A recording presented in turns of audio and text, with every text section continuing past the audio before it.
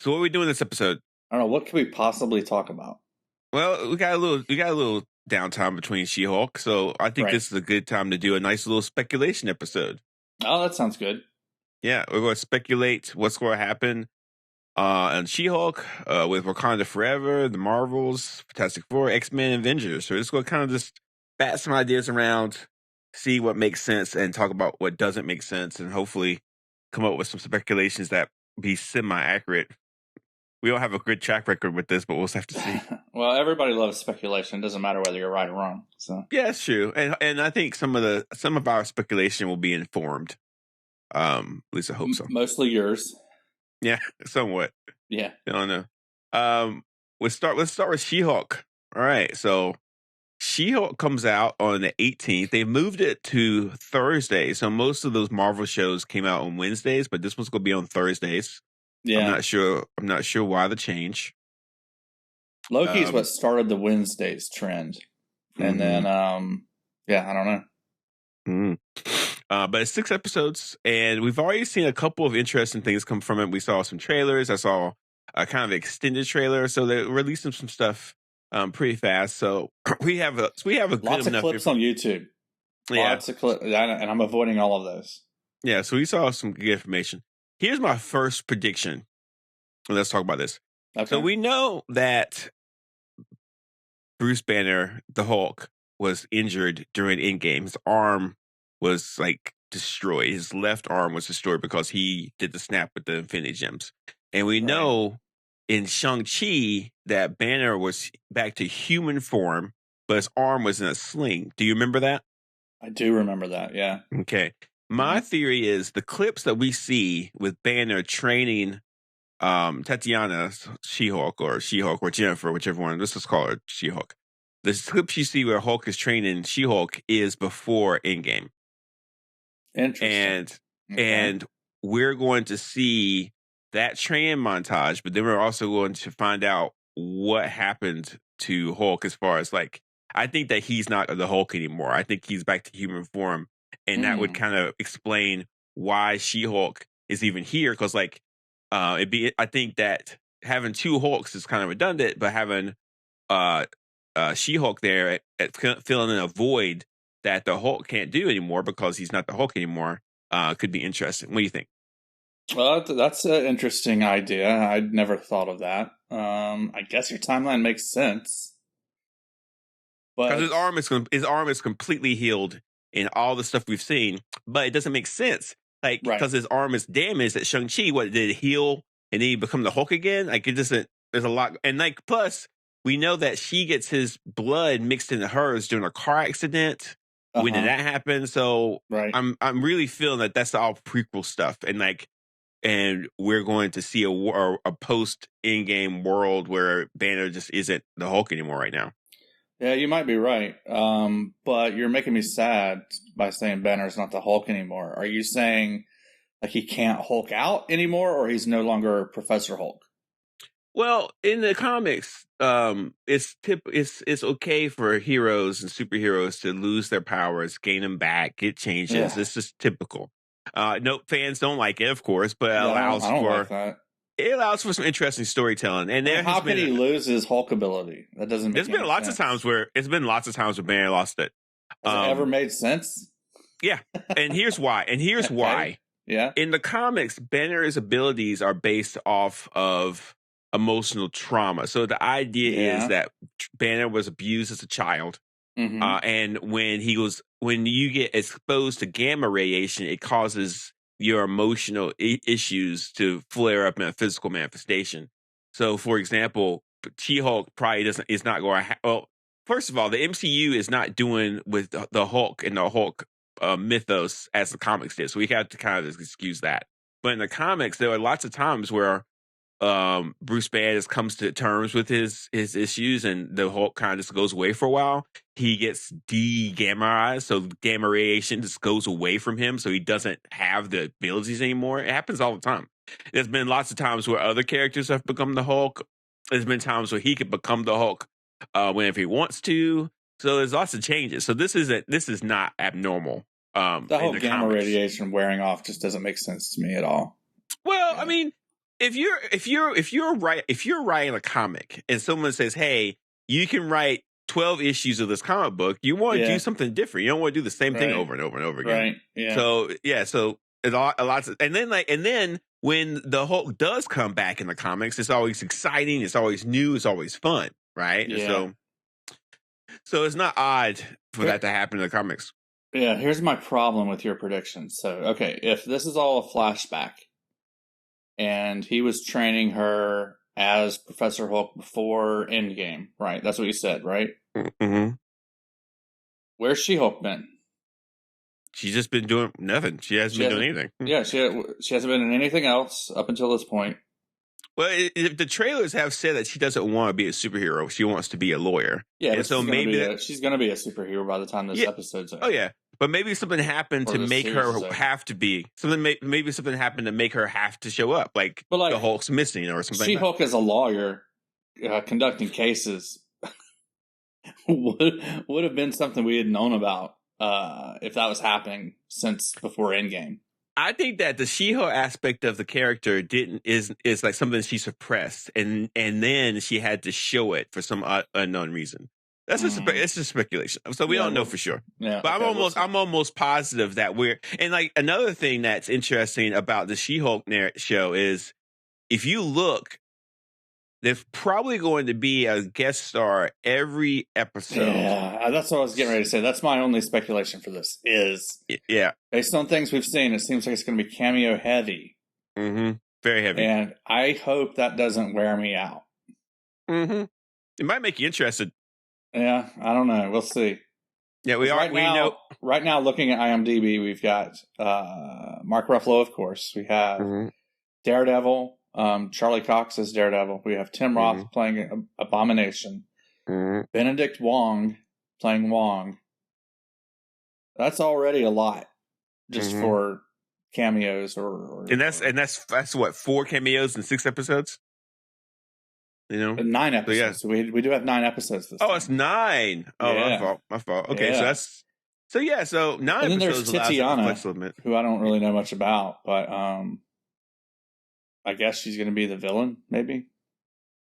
Titiana, who's that? I don't know. Are you talking about Titania?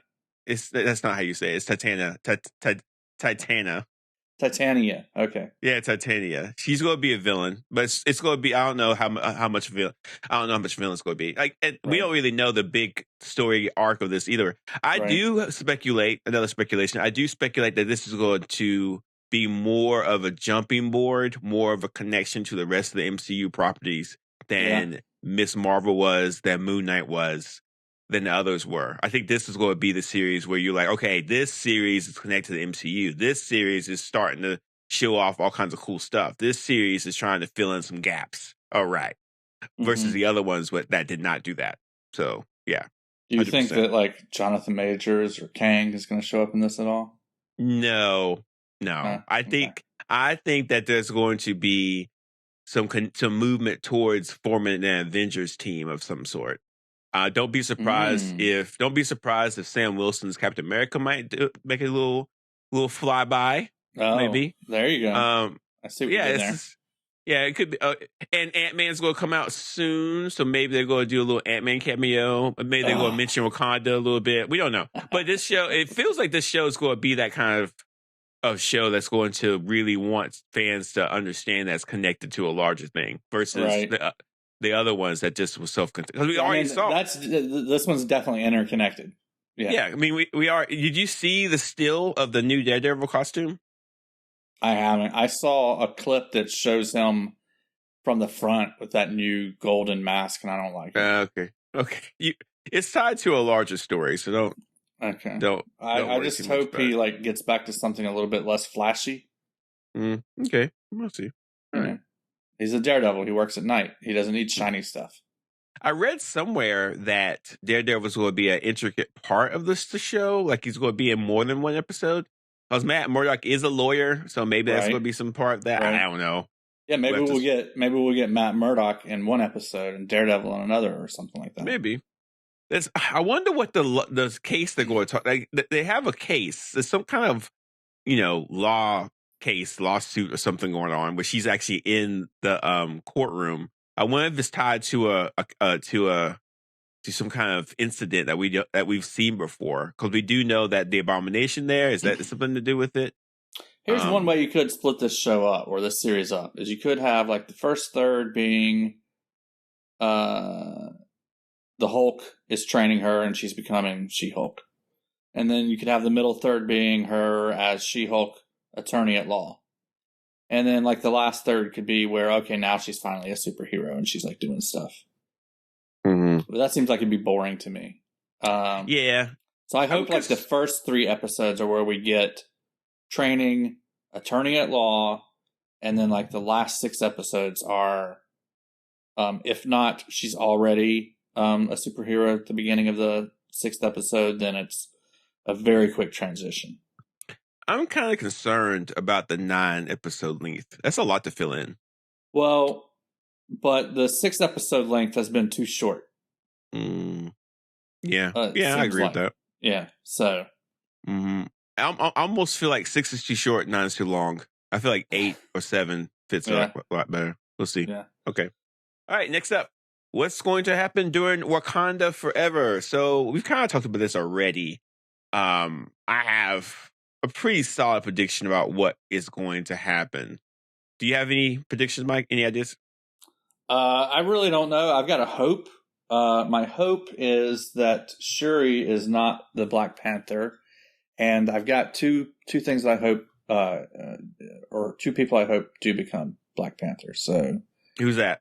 Either Nakia, which was T'Challa's love interest in the Black Panther movie, or one of the Dora Milaje. I think that would be cool. Well, it's like in the comics. Because like who appoints the Black Panther? It's the ruler of Wakanda, right?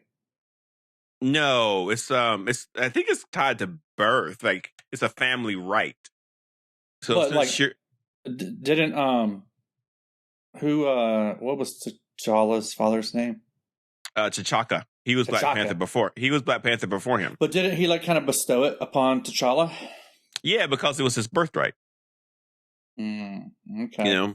So in the comics, it's I don't like that. Then I don't like that. I don't like where that leads. In the comics, it's very clear that the Letitia's Wright's character Shuri is going to be the next Black Panther. She actually becomes Black Panther in the comics, but it's actually 2 Black Panthers. T'Challa loses the kingdom. He's no longer king, but he's still Black Panther. She becomes Queen of Wakanda, and she becomes Black Panther. It was very convoluted. There's a lot going on, and they also have a war with Dr. Doom at the same time. So it's a lot with that. Now, I understand fans look like because Latia Wright is apparently like hard to work with. It's a difficult person. Also, just like looking back at the Black Panther movie, like she doesn't seem the type to be a Black Panther. She doesn't seem again in the first Black Panther movie. She didn't seem physically the type to be the Black Panther. She wasn't like muscular. She didn't seem athletic. Yeah. And Lupita Nyong'o's character, like Nakia, definitely fits that. She's athletic. That's right. She's a spy. She was, physically fit. That's why I like her for it. Yeah. And I think in the MCU, it's an appointment. It's not a birthright. No, it is. It's definitely a birthright. In the comics, it's a birthright. Okay. In the MCU, we don't know. Like. No, because okay. In the movie itself, there were rules. And the rules were whoever becomes king of Wakanda also becomes Black Panther. So if you remember, no, that's not true because T'Chaka was king while T'Challa was Black Panther. No. Okay, so let me explain. Okay, when T'Chaka was king, he was Black Panther for a time, but then he did appoint. So you are right. He did appoint his son to be the new Black Panther because he was getting too old. Yeah. Okay, but. When when Killmonger and T'Challa fought, Killmonger won, and he became Black Panther because he won that battle. So he got to be king, and he got to become Black Panther. Mm-hmm. right? And so it's a right, it's a birthright, that it's a right connected to the king. No, but they're like the king. I mean, Killmonger obviously would appoint himself to be Black Panther. So it's still we don't know exactly for sure if it's an appointment or if you just get it if you become king. I think that you get it when you become king. I think the king appoints who can be Black Panther. Well, however, if you're right, then that's good odds for my whole Angela Bassett's the new Black Panther. Well, she's not going to do that. She's the queen, and if you have to remember, in Black Panther, they just Killmonger destroyed the flowers that give people the power of Black Panther. Like that doesn't exist anymore in the movies. So we don't even know. There's always a keepsake or something. Well, they're going to keep this really. We're not going to know who. Somebody had a secret farm of those things. Maybe, but we don't know. They're in the seed vault in Iceland or something. That's pretty good.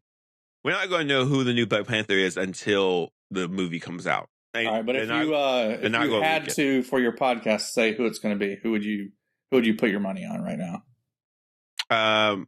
Just because of some of the behind the scenes stuff with the movies. And the fact that I don't think Marvel wants to work with Letitia Wright that much anymore. I think Lupita Nyong'o's character Nakia gets it, but we'll see. I don't know. All right, I hope so. It's going to be a big controversy because the people who love the comics are going to say that's not comic accurate at all. The MCU isn't comic accurate. No, it's not. It's notoriously not comic accurate. So yeah, so I don't know, but it's. I mean, it makes sense. Like it makes sense from the first movie. She's the kind of athletic. Yeah, she was the spy. She's obviously. And if you do remember in Black Panther, Ramonda, the child's mother, did tell Nakia, "You should take the Black Panther flower. You should drink the serum. Let's not give it to M'Baku. You should take it." And then Nakia said, "I'm not a warrior. I don't have an army. I can't do this." So there was a suggestion that she should take it, and she didn't suggest that her daughter should take it. Oh, nice. I did not remember that, but that's good. I like that. That's making me hopeful. You a small glimmer of hope. But yeah. You should think more. You should be prepared for Nakia to be pregnant with a child's baby. That's what you should prepare for. Okay. That just makes sense to me. All right, I got two questions for you. Okay. How the heck does Namor fit into this? Okay. Namor in the comics, Namor and Wakanda, the Atlantis, which won't be called Atlantis in the movies, because the Aztecs have a similar underwater realm mythology, and that's what this Namor is going to be based on. The reason why is because Aquaman from DC and the comics, they both share the same title of Atlantis, and that's based off the Atlantic myth. So even though Namor predates Aquaman in the comics, right? About a couple of years. Mm-hmm. Yeah, okay. So there's a war between. I need to read more. I've read this before, but there's a lot of tension between the two countries, and there was a time where someone framed Wakanda and attacked Atlantis and killed a bunch of Atlanteans, and it looked like the Wakandans did, and then Namor declared war on Wakanda. So there was a war. So that could be what happens. It could be that Namor just simply wants the rich resources of Wakanda. It could be that Atlantis owned Wakanda at some point and they want it back. There's any number of ways that they could have some kind of war.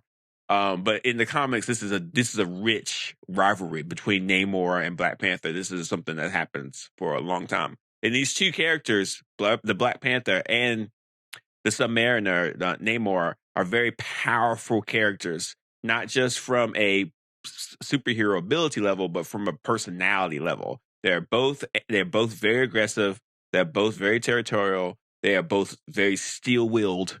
And so if you walk into a room and Namor is in there, you don't want to be in that room because who knows what he's going to do. Right. I mean, he's quote unquote a superhero, but he's also very unstable. And so he could do anything. At one moment he could shake your hand, next minute he can throw you across the room. So it's going to be very intense, and you should be prepared for a Namor character who is different than anyone else we've seen in the Marvel Cinematic Universe. Somebody who is mean, someone who is aggressive, someone who loves their country, but also hates anyone who threatens it. So it's going to be interesting to have him in the MCU because he's going to be very unsettling. He's not going to show up and make some jokes and laugh and do funny things. He's going to be like, I'm the king of Atlantis. I am going to declare war. The Aztec version anyway. Yeah, but he's like, but don't be surprised if we get something like I declare war on the surface, all kinds of stuff like that. Gotcha. So we'll just have to wait. But I'm very excited about Namor showing up. Well, I'm glad it's not Atlantis. I'm glad the Aztec mythology is getting its time here. Oh yeah, Atlantis is overrepresented. Yeah, I mean, yeah, I agree. And it's a different. Atlantis has been in plenty of movies. I have an issue with Namor's mustache because he's never had a mustache in the comics. But I think I'll get over that in 3 seconds after I watch the movie. Yeah. Okay. But that's my prediction for. That was my first question. My second one is, how does Ironheart fit into this? All right. So in the comics, she has some ties to Wakanda. I'm not sure exactly what. But there's a relationship where she makes tech because she has a relationship with Shuri, and that's how she gets into the movie itself. She's going to probably fight alongside Wakanda. There's going to be some kind of catastrophe that's going to force the Wakandans to battle the Namor's forces, but I'm not sure what it's going to be. And behind the scenes, it's going to be a darker force, which I think I can almost tell you that the what do they call those things? What is it? The trailers that they show after the movie's called? I just blanked out. What do they call them? Scenes? Yeah. Like the mid-credit scene, I don't think it's going to be the mid-credit scene. It's going to be the end-credit scene, like the very thing you have to wait to the very end. I think Dr. Doom's going to show up. I think that we already saw Mr. Fantastic and Doctor Strange. We know that we're going to have a Fantastic Four movie. It's time that Dr. Doom shows up. And if Dr. Doom shows up, it's going to be on the same geek out level as Thanos, maybe even more so, because Dr. Doom is such a huge force. And Dr. Doom's been in the cartoons. Like Thanos was never in the cartoons. This story between Namor, Black Panther, Wakanda, and Marvel's Atlantis is tied to Dr. Doom. He kind of, I think, if I'm not mistaken, he framed Wakanda. He's a part of it, and so there was a 3-way war between Dr. Doom, Black Panther, and Namor. And so this in the end, Wakanda does declare war on Latvia, on Dr. Doom's country at some point. Yeah, so remember, there were like a few Doctor Doom hints dropped in Moon Knight. Yes, but they were sort of hints. Okay, there were hints. Okay, I'll give you. Yeah. I mean, it's like hints. But yes, I think as speculations go, I would be extremely disappointed if Doctor Doom was not somewhere in this movie. Like the Marvel Cinematic Universe needs him. Like, I don't think they even know that, but Kang is a great villain. But Doctor Doom is world renowned. Everybody knows him. He's got the green. He has the green hood. He's got the mask. Everybody would recognize him and be like, "That's Doctor Doom." Like it's time. It'd be a waste if they didn't do that. I would bet money that they're going to do it, but who knows? Okay, so Ironheart's suit's probably not going to be made out of iron. It's probably going to be made out of what's the Wakanda metal? Vibranium. I was thinking this. Yeah. If you look at the trailer, she's actually forming a piece of metal, and then the Ironheart symbol falls out. You can't do that with vibranium. I think that she might have some kind of issue with vibranium when she doesn't want to use it. Because she's not going to have access to it, because she's going to be in other movies and she'll have her own show. You can't keep throwing around vibranium everywhere, So I think in some ways, maybe she's going to do something different. I don't know. I don't think she might have some vibranium tech, but I don't think it's going to be all vibranium. I was like, if that's the case, then the Wakandans can just make her a suit. Why is she making her own suit? Yeah. She might be in a situation where she can't, which makes me speculate that if something happens to the vibranium, maybe the country. Maybe she's allergic to vibranium. That would be interesting. Yeah. But I don't know. There is a thing in the comics where all the vibranium in Wakanda becomes inert. It doesn't work anymore. Something happens to it. So that might happen. Well, that would be annoying. Yeah, that would be bad. Yeah, your consciousness, your yourself, your spiritual state, Mike, is not made for reading comics because there's so many things that would make you upset. Like, you're like, I can't read this anymore. Like, change. Comics are about change, constant change. So I could see that not being for you, but who knows? Okay. Yeah, I just don't want like not Iron Man, Captain America's shield to no longer be cool. No, don't worry. That's always going to be it. There's an old comic book story about Captain America. Vibranium doesn't work, his shield isn't that cool anymore. Yeah, that's true. But there's an old story how Captain America's shield creates a virus that destroys vibranium over time. It's really interesting. That's weird. Okay. Next up, the Marvels. What could happen in the Marvels? And based off what we saw in Ms. Marvel, what is going to happen in the Marvels? Ms. Marvel and Captain Marvel have switched places. Theoretically. I agree with you almost 100%. Yeah, okay. Yeah, 99%. They've switched places. Yeah, I agree with you almost 100%. But what's that mean? Like, where is she? Where was Captain Marvel? In outer space somewhere. So right now we know that at the end of Ms. Marvel gets switched with Captain Marvel, which is problematic because Captain Marvel is a intergalactic superhero. So Ms. Marvel's thrown somewhere into space, which is going to be hilarious. It's super scary. Super scary. Yeah. For a girl that just became a superhero, hasn't really battled anybody big time, and then all of a sudden, poof, you're somewhere in space. It's kind of soon for that to happen to her, so I was kind of shocked that they did that so quickly.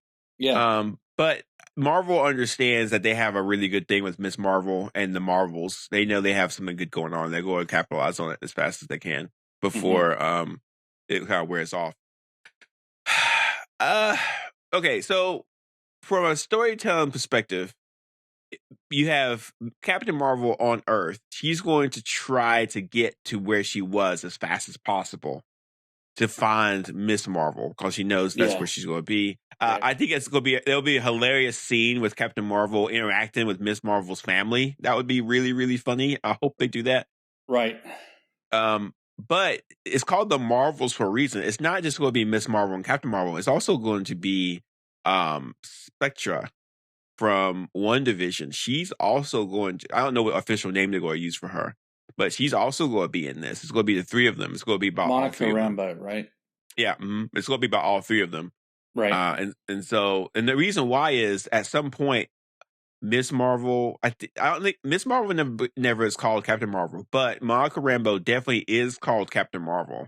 And so that title might be up for some kind of discussion between the two. There's bad blood between Monica Rambeau and Carol Danvers because Carol Danvers left her and never came back. Her mom died while Carol Danvers was gone. So she's probably pretty upset.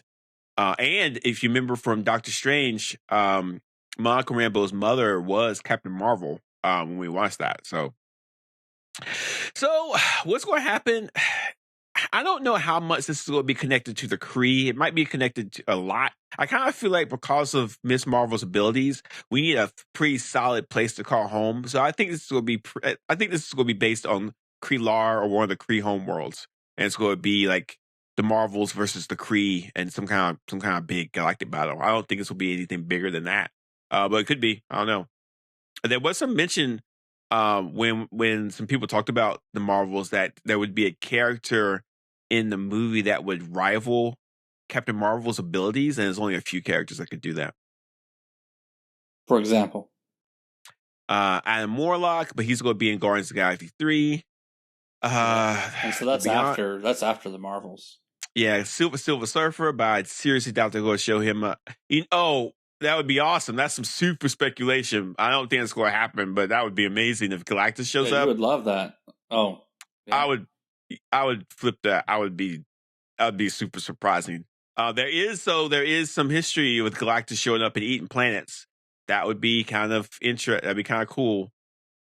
Who else? There's lots of different characters that can rival Captain Marvel. But some You're of them saying if Silver Surfer shows up, then Galactus has to show up. Oh yeah, 100%.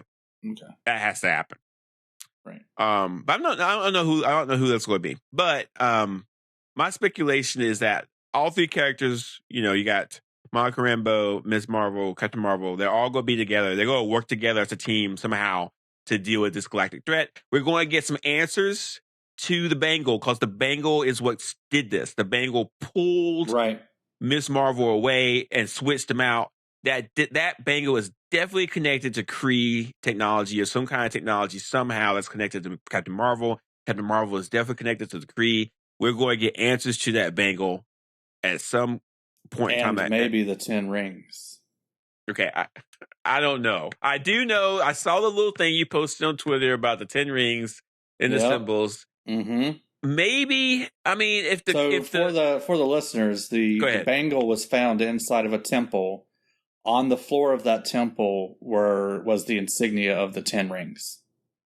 But Mike, that might just indicate that that the guy who owned, like Shang-Chi's father, the guy who owned the 10 rings, created that temple and housed the Bangle.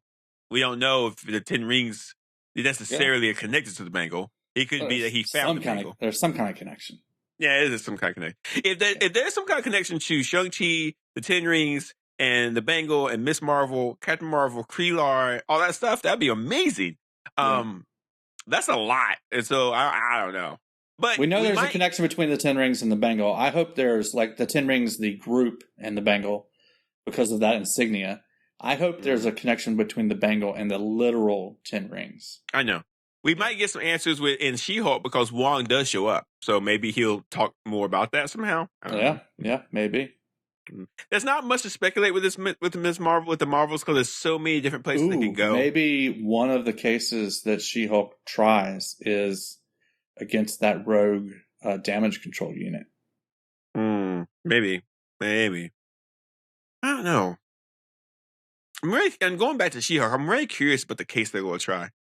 I will say this, Mike. It feels like with She-Hulk and Wakanda and Namor being in Wakanda forever, and the Marvels, it feels like we're finally. It feels like Phase 4 was just kind of like a placeholder phase, and now and I know Phase 4 is over. It's introducing new characters. That's what it is. But now with She-Hulk and everything else, we're moving, man. You could feel that we're finally going back to building up on something bigger. Finally, took a year, but maybe I'm just being impatient.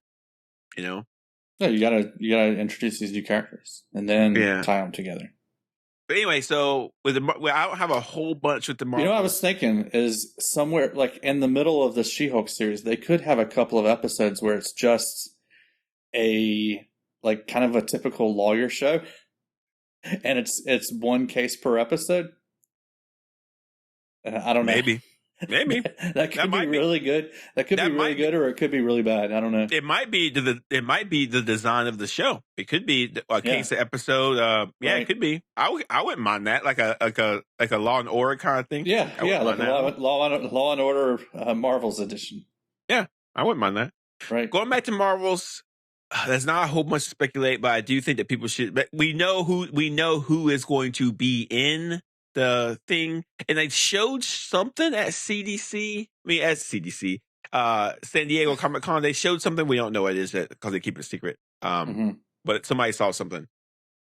I don't know. Miss Marvel is a huge hit for them. They're going to capitalize on it, and I think that the Marvels is going to be a huge, huge movie. When's it coming out? Yeah, February. I'm pretty sure it's February. Let's make sure for our listeners. We don't want. It is.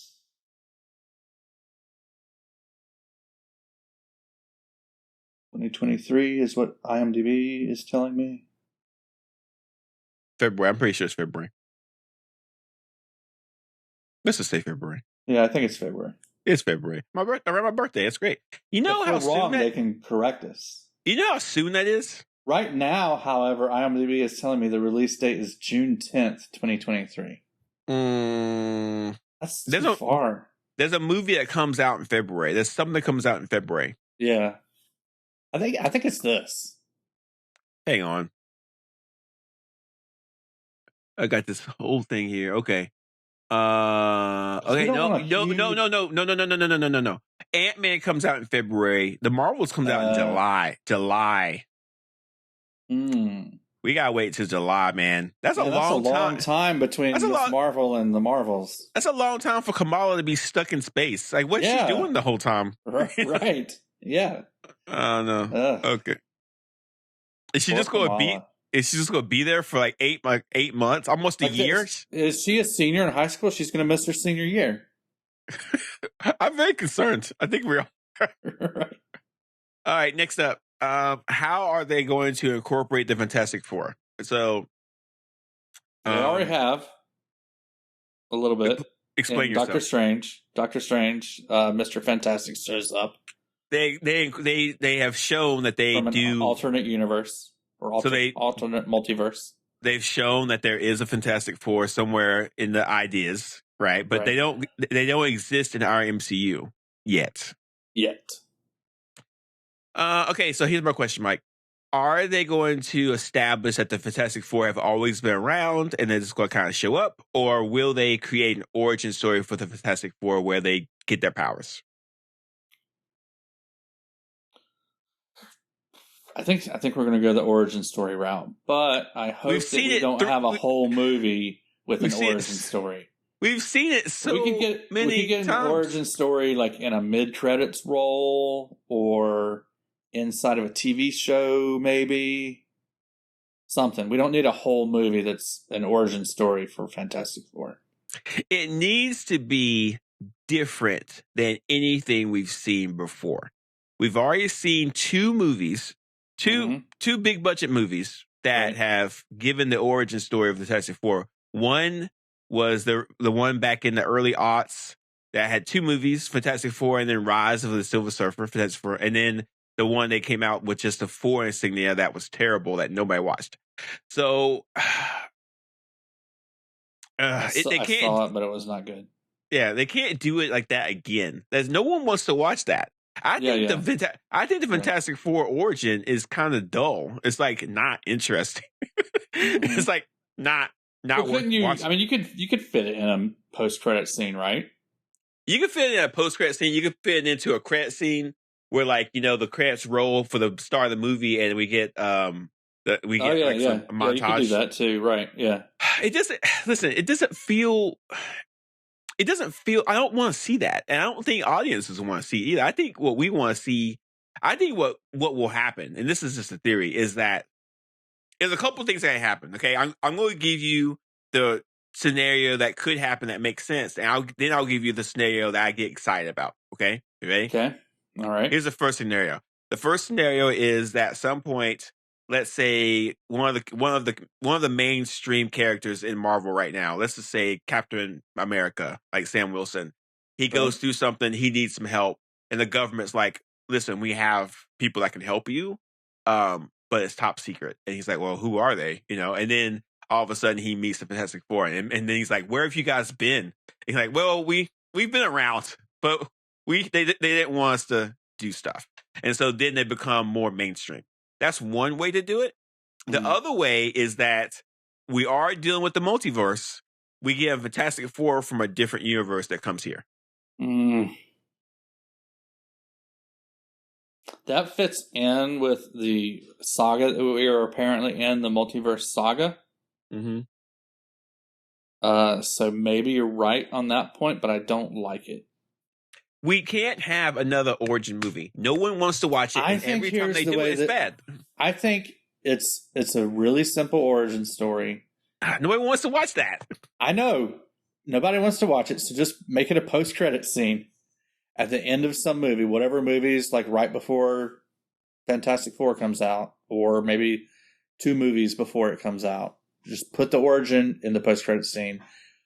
That way people get a post-credit scene that's a little bit more worthwhile than some of the ones that we've seen lately. And you don't have a whole movie telling the origin story for Fantastic Four. Okay, there's another theory we could do. Okay? Yeah. Okay. All right. So the Fantastic Four movie comes out in November 2024. Okay? Now, Captain America New World Order comes out in May. Okay? So, and Thunderbolts comes out in July. It could be that either Captain America or Daredevil series. Daredevil does have 18 episodes. So it could be Daredevil. It could be Captain America. I don't want the Fantastic Four to show up in Daredevil. It could be one of these. They could onboard in one of these movies. So maybe Captain America, maybe Thunderbolts. I like that as a post-credit scene. Not it doesn't have to be a post credit scene. It could be in the movie itself. Like Captain America New York.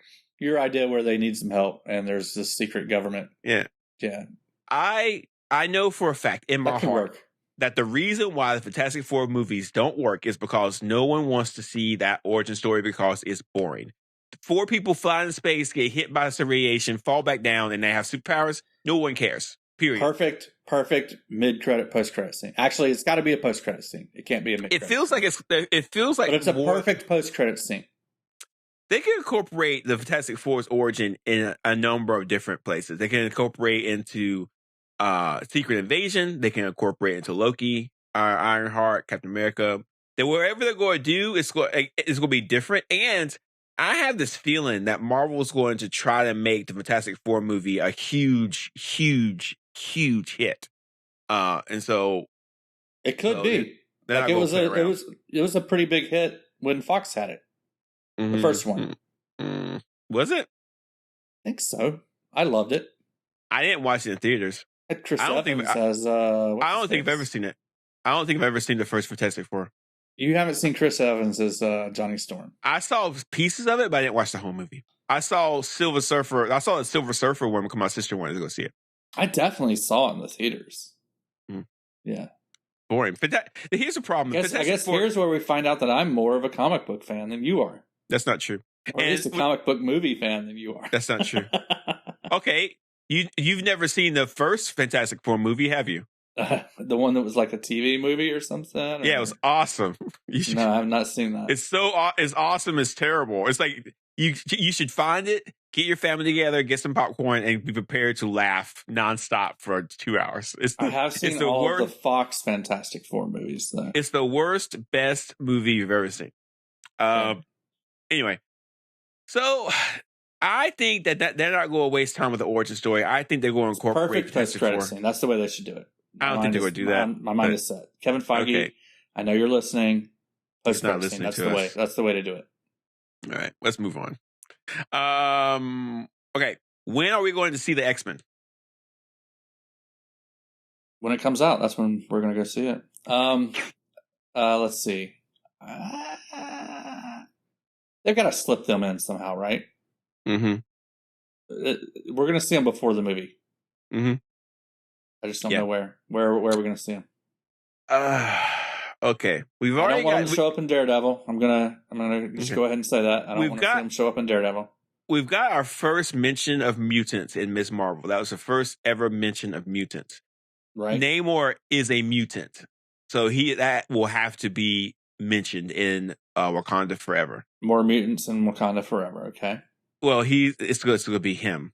But yeah. that's more, okay. Yeah, and so if you look at Phase 5, the only ones I see where the X-Men could start kind of making their way in is Loki, Captain America, Thunderbolts. I like more mutants in Captain America. That makes sense to me. Mm-hmm. I don't like it so much in Loki. I don't know. If you look at Phase 6, Mike, there's a bunch of space we don't have. I see the X-Men more like a series, like a 9-episode or 18-episode series than I do a movie. And I think that Marvel would, because like the X-Men are all about drama. It's a high school drama. It's a lot of drama. Like all the different love triangles, all the different things they go through. There's a lot of drama. So it makes sense for a TV show. So I think I could definitely take an 18-episode X-Men live-action series. Everybody could. So my speculation is that X-Men is going to be a series, and it's going to take place in 2024 someplace. You don't think we're going to get an X-Men movie? No, I don't. We got to have an X-Men movie. No, if you look at the people's love for X-Men, the X-Men cartoons been fun. I kind of feel like a series just makes a lot more sense. Here's how you do it. You do a 18-episode X-Men series, cap it off with a movie. Well, okay, so here's my logic behind this. Okay, like you go have right now you have several. You have Guardians. How many series of X-Men are they going to get? Like, you do an 18-episode series, then you do 3 more. I don't know. Maybe it means people want to see. Yeah. But like, if you look at Phase 5, Phase 6, I'm sorry. Why would Marvel make a Fantastic Four movie? Why would they make an X-Men movie and 2 Avengers movies so close together? That's a lot of different team ensemble movies. And like, the X-Men movies have been done. We've had a ton of X-Men movies. And I think Marvel's like, let's get away from X-Men movies. We've had so many X-Men movies. Let's get away. You might be right. You might be right. I still think you need at least one. Okay, so let's look at it from a financial aspect. Why do you want a movie because you think fans want a movie, or do you want a movie for the money part of it? I don't think fans care. I think fans just want the characters. So as a movie, like, how much money is it? Is a money aspect of it? I guess it's a money aspect or a prestige aspect, maybe. But they have so many other movies that's going to make a bunch. Started as just movies, and then the TV shows is a relatively new development. So right now they have, for movies, and X-Men's huge, man. X-Men's bigger than all of these characters we've seen in the MCU so far. Which makes me think they might not even do this until after Phase 6. I think they're going to do it before the end of Phase 6. But if you're Marvel, you're like, why They're already leading up to it. They're already priming the pump. But why do it when they can just not do it, and then after Phase 6 they can start with X-Men? Because you got to ask whoever decided to do the X-Men 97, whoever decided to have Jean-Luc Picard in the Doctor Strange movie. But that confirms me. It's like, what? So they're already getting us hyped for X-Men. X-Men is coming. But I just started thinking about this. Why make a live action X-Men series when you just had a animated action series? Live action X-Men is coming. That's what they're telling us. I don't think so. Not until 2026. That's what they're telling us. I don't think we're going to get that until 2026. Nah, it's coming. If I was a Marvel exec and I saw all the properties I had, I just be patient. You'll get X-Men when we give it to you. And they are ahead of you, so they're like already saying, "Hey, X-Men's coming. Be on the lookout." I think it's a mistake because, like, right now, Marvel needs to be very careful about how they place things out, because everybody is already getting burned out of all this stuff. Like, we're all getting burned out. Like, my prediction, I'm going to speculate on some stuff real fast. Speculation: Guardians of the Galaxy is not going to do well in theaters. Period. Blade's going to do that. Why do you say that? Because people are burned out. People don't want to go see it. People just will not want to go and see it. The Marvels is going to do really well. I think Guardians of the Galaxy, I think, has a lot of nostalgia. People loved the first movie. Dude, I think that the third movie is going to do well based on the love of the first movie. Here's the problem. If you're a Disney fan and you're looking at all these offerings and you're seeing Guardians of the Galaxy coming out, you're like, I don't want to pay $20. I'll just wait a month and it'll be on Disney Plus. Like, Guardians of the Galaxy is going to be a disappointing box office. It just is. No, it is. We'll see.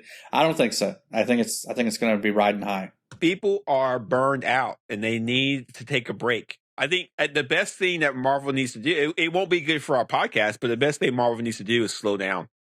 I agree with you on that. They do need to slow down. It's too much. Yeah. A lot of people are saying it's too much. Yeah, it's way too much. I mean, I'm looking at this right now. Agatha, Coven of Chaos. I don't care about that. Like, how many movies are we getting a year now? Right now, next year, next year we're getting 1, 2, 3, 4, 5. We're getting 5 movies a year. But we're getting 5 between February 2023 and May 2024. We're getting 5. I mean, on the one hand, there's no way they can tell these sagas the way they want to without that many movies a year. On the other hand, it's getting a little much. So either they keep telling these sagas and they keep doing a lot of movies every year, or they don't tell these interconnected sagas. People are burned out. Which do you want? I think they should. Do you want your interconnected sagas, or do you want fewer movies every year? I want fewer movies every year. Okay, so you want to give up the interconnected sagas for that? No. They can still be interconnected. I think they should lean more into the Disney Plus TV shows and stuff. Lean more into that. because then you're like, I can watch this whenever I want. So like, I don't have to be on this. But when the movie comes out, you feel like you have to go see it. But like, it was a struggle for me to go see Thor after Doctor Strange because I just saw those. It feels like Thor came out way too soon after Doctor Strange. Right. To me, it feels like 2 movies a year is a good pace. I think 3. But you can't tell spring, like these one long summer, one fall, one winter, with 2 movies a year. Yeah, you can with the shows to back you up. You can totally do that, 100%. Yeah, I think you have to lean way more on the shows than they are right now. I know for a fact that and that's even more. That's like even more for people though. Like there's some people that are not watching any of these shows, and their consumption of Marvel is strictly the movies because the shows are too much for them. My enjoyment of Thor. So if you're leaning on the shows to tell your story for your sagas, then the movies are going to fall apart. I know this is people that just go see the movies aren't going to be able to connect things. Maybe. Yeah. I know for a fact that my enjoyment of Thor was hindered because Doctor Strange. I felt like I was burned out. Strange, way too. But fortunately, Black Panther is coming out. Maybe they. I don't know. Maybe they shouldn't be the same universe. No, that doesn't matter. and here's another thing that Marvel it does because if you and we know for a fact that there's a large contingent of people that are watching the movies and not watching the TV shows. You can't rely on having watched the TV shows to tell the stories in the movies. Maybe the multiverse saga is a good place to like kind of split those and put the TV shows in their own multiverse and the movies in one. No, I think that's even more confusing. I think that Marvel needs to figure out a way to get people caught up. And there's a couple different things they do that help, but yeah, they can do that. I guess. Overall, it's just like I don't. So if I'm looking at these movie offerings, I don't want the Marvels to get less attention because of Guardians of the Galaxy. I don't want people to go see Guardians of the Galaxy and be like, ugh, I can't go see the Marvels. I just saw Guardians of the Galaxy. I'm kind of burned out. And I'm watching Loki, and I just saw Echo. And before you go see the next Captain America movie, there's going to be a previously in the MCU running before the movie. They should do that. But anyway, let's move on. We got one more thing to do. The X-Men series, and they're going to have a movie that'll start Phase 7. The first movie of Phase 7 will be an X-Men movie. We will get no X-Men until Phase 7. Okay. Except for the TV show. When are we finally going to see a new Avengers team? So when are we actually going to see a team? Didn't you say earlier in this podcast that we're going to get mentions of a new Avengers team in Wakanda Forever? Okay. I hope so. Okay. But here's the problem. And I don't know if so here's the problem. Here's something I've been legitimately thinking about. Okay. Yeah. Okay. When the Avengers were formed, there was the Avengers movie, and then about 2 years later, Avengers: Age of Ultron came out.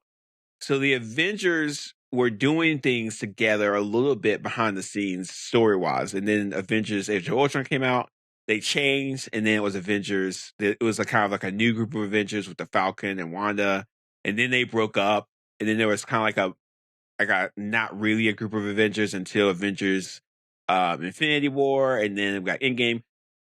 I don't know the formal structure of how the Avengers work. Like, we saw some of it with Shang-Chi because we had Wong talk to Captain Marvel and talk to Bruce Banner. There needs to be a moment where the Avengers assemble. Something needs to happen to make the Avengers assemble. And the thing is, the new Captain America movie doesn't come out until 2024. And Sam Wilson is going to be the leader of the Avengers. He has to be. So I just don't know a time. Maybe Secret Invasion might be a place. But I think that we might have to wait until after Captain America to see a formal group of Avengers form together to say we're the Avengers. It's going to be a while. It's going to be a long time. That was all of Phase 1, right? Phase 1 was just, here's an Avenger. Here's another Avenger. Here's another Avenger. Here's another. Okay, now we're getting the gang together. Yeah, so it was really slow roll on assembling the Avengers the first time. Yeah, it's going to be a long time until we see a group of people called the Avengers say, we're the Avengers. Like, it's going to be a long time, which is kind of odd.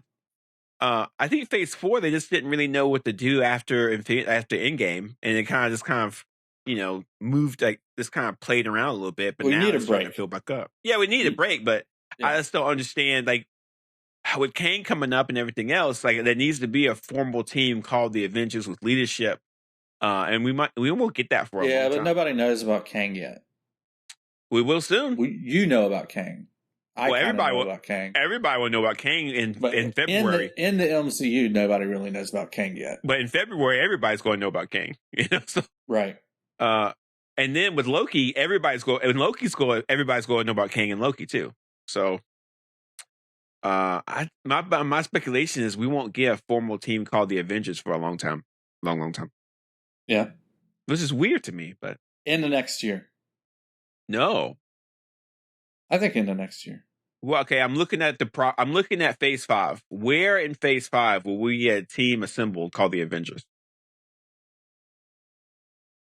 I'm not looking at Phase 5, so I can't really say, but it feels like if we've got Kang the Conqueror at the very beginning of next year, which we do, we need to have a response mounting by the end of the year. But we got Avengers: The Kang Dynasty comes out in May 2025, so that's the response, right? Yeah, I don't know. I mean, that seems really slow, right? It might be we don't know what Captain America: New World Order is about at all. It could be related to Kang. I don't think it will be. I think it's going to be more of a domestic, less cosmic storyline, more domestic. Title makes sense. Yeah. Although it could be cosmic because it could be related to Secret Wars. Yeah, but Captain America doesn't do cosmic. I mean, it's like every property kind of deals with its own thing. So like you're not going to see Sam Wilson like do cosmic stuff in New World Order, and like that's going to be a place where he gets to establish himself as Captain America more than the show did. So he's going. This is going to be the movie where he says, "I am Captain America," and it's going to be a movie that he's got to lead. So it's not going to be.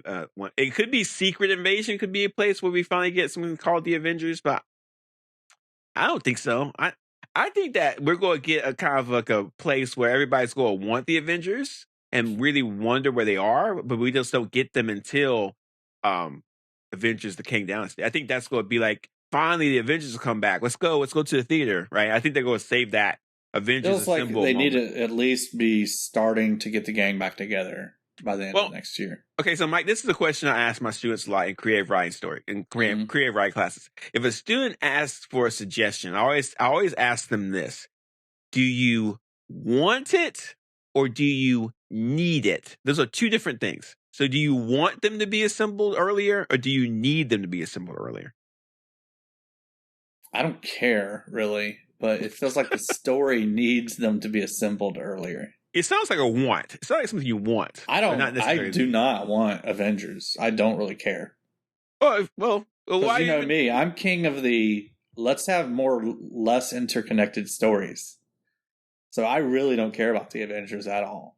Well, then I seriously think that we're not knowing that we've got 2 movies called Avengers stuff at the end of this saga.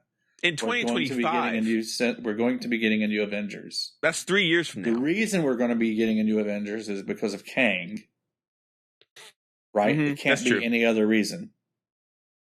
So, okay, so let me ask you another question. When are we going to get Kang's escalation? So we see him in Ant-Man that's coming out in February. Ant-Man. When are we going to see him again? In Loki. But then after that, where after that? So we get Kang and so I'm thinking in my head that we're going to see Kang again. Oh God, maybe Agatha. But like, remember, I guess, in the first Avengers movie was when that whole long kind of drawn out thing with Tony started. Like he saw the threat coming from outer space, and that took place over several movies, but he knew that they needed to get ready for an interstellar threat. which they weren't ready for. Which they were not ready for. But, Kang and Ant-Man and Quantumania is going to be that same sort of impetus. But okay, so the first Avengers movie was. Here's our new threat. We need to start getting ready for it. But so Loki's going to definitely deal with Kang. But when's the next time? Maybe Captain America. I don't know. Maybe Fantastic Four. I don't know. I can't speculate. But you will see Kang throughout. But I'm not sure. Maybe Ant-Man's kind of going to be the Iron Man of this saga. Maybe.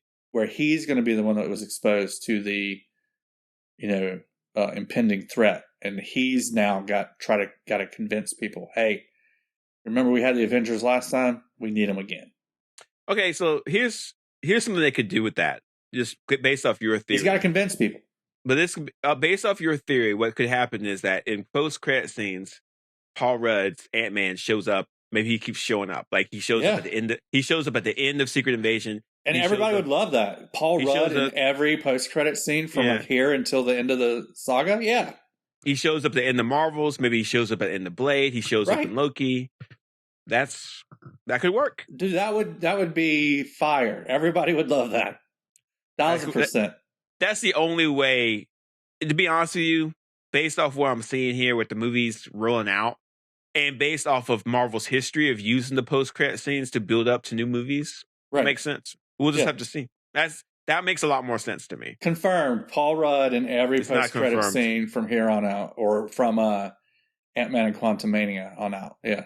You do, but here's some things that might cause some problems. I mean, that would be fantastic. Yeah, I would like it, but everybody would look forward to it. Everybody would look forward to it. That's great. Here's some problems. Guardians of the Galaxy, that's going to be their last movie, and they're all going to die in that movie, probably. Okay. So that's one. Blade and the characters that will be in Blade are technically not Avengers, so I'm interested to have that work. The Marvels could be a great place for this. Ironheart could be a great place for this. Thunderbolts. Sometimes he tries to recruit people and it just doesn't work. Thunderbolts is the place where I'm curious what's going to happen. In the comics, Thunderbolts there's different teams that exist in different ways. The one that I think they're going to do is a government-sanctioned superhero team. So the Thunderbolts was created by the government. And this might make you happy. Guess who was the leader of the Thunderbolts in the comics when the government created them? It was not that Thunderbolt guy. It was not Thunderbolt Ross. It was Norman Osborn, a Spider-Man villain, of course. Mm-hmm. So he was actually he was Secretary of Defense, I think. No, he was the head of S.H.I.E.L.D. He was the head of S.H.I.E.L.D. So you could see yeah. Mm-hmm. He was the head of S.H.I.E.L.D. at some point. It's actually pretty awesome. Was he a villain at the time? Oh, yeah. Oh, yeah. No, okay. So because we know S.H.I.E.L.D. has been infiltrated by villains from time to time. After Civil War in the comics, Marvel Comics took a kind of a dark turn when the government was like, we need people to deal with these bad guys. And you're Norman Osborn. We don't care if you're a villain or not. Here's some money. Go rebuild S.H.I.E.L.D. And then Norman Osborn used villains to create his super team. The means type. Oh, yeah. Oh, yeah.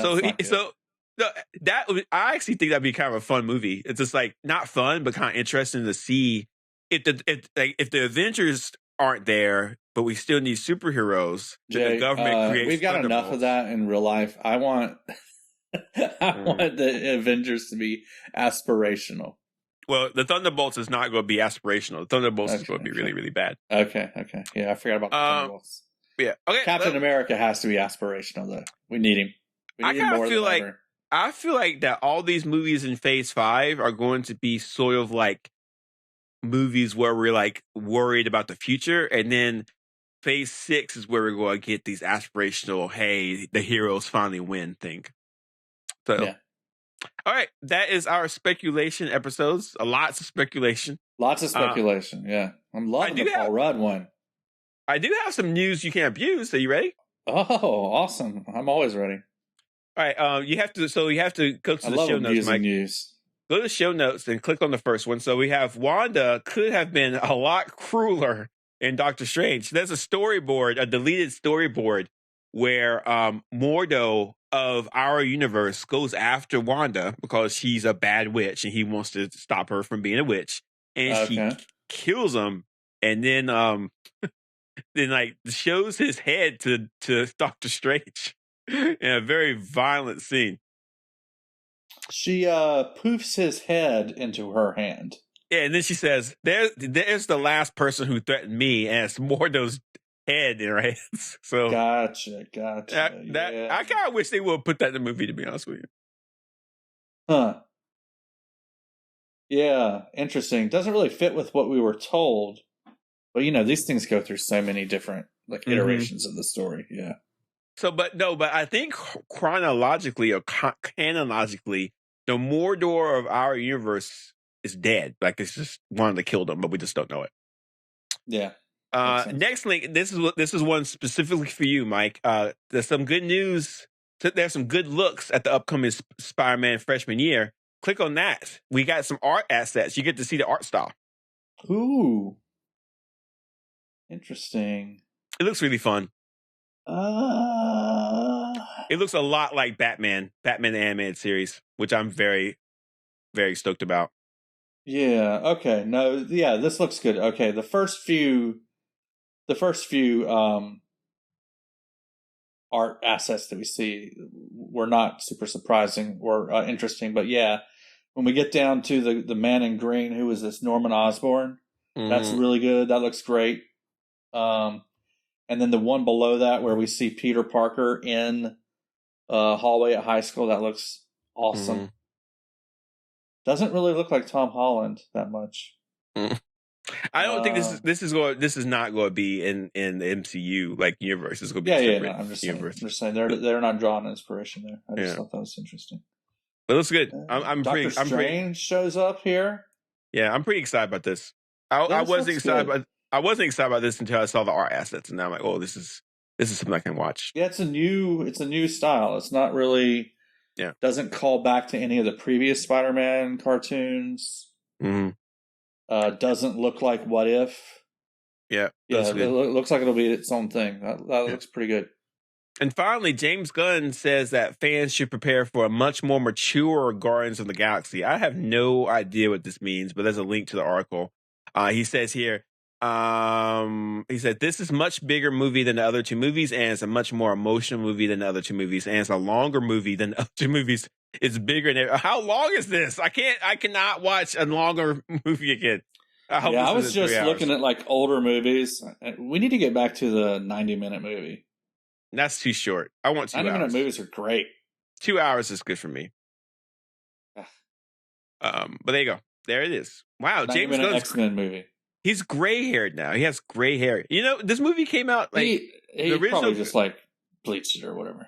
But he says something really interesting. He says like when the first one came out, he says it's an incredible emotional story, more mature than the other Guardian stories in a way because we started making these movies that were 10, 11 years old, and so people were 10 and 11 when they first saw the first one. Now they're 20 and 21. That's like, oh my god. Time is terrible. Crazy. So a kid watched this movie, the first Guardians of the Galaxy, when he was 10, and now he's going to watch the third when he's 21. That's just like, I hate that so much. Yeah. I hate that so much. Time is terrible. That makes you super depressed. When you're young, you don't notice it, but when you get older, you definitely feel it. Yeah, you do. Yeah, it's rough. It's to be expected, right? You said that pretty much everybody's going to die in that movie, so yeah, it's going to be more mature, a little bit heavier. They're going to do some kind of thing where the Guardians sacrifice their life for the universe or some crap. I don't know. Right? Maybe I don't know because they do have some assets that they like. They do like Groot. They do like Rocket. They might keep them around, but yeah, I can see that. So Mike, all this speculation stuff, pretty interesting stuff. Hopefully, fans got some interesting information. How can our listeners share this with other people? Oh man, you know what? I just found this out yesterday. There's a share button wherever you're listening right now. You can hit the share button and share it with all your friends. It's so awesome. Did you know you could do that? Yeah, I heard something about that. I don't know. I gotta try it. Yeah, it works. It's really good. I think I'm going to take my contact list of my emails and just send this podcast to everybody on my emails. Just like send it to them.